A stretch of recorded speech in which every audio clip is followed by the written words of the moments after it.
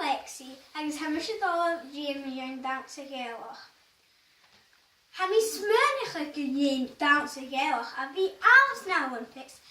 Ha díach grata na chudain, ha gymnastics agus a hulacal eile, ach cyrso na chudain bhí dans a géalach ann.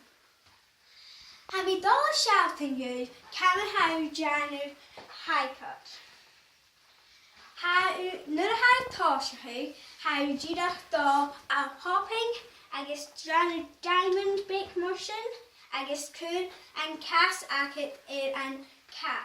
Nur sy'n haw spring suas, agus dogan cas eile.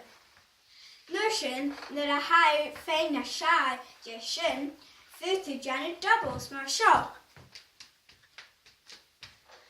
Nursing nur a haw a siar buach fytu janw extensions.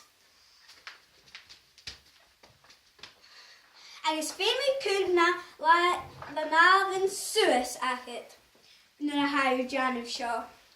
Haw ga janw ans targi for dantichen.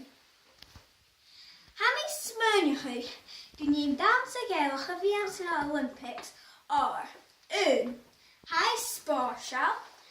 Ja, femi to girach gayanu stoche relax. Agus ha typican acum group. Relax, enjoy, agus femi to acumau fit agus janitor activities.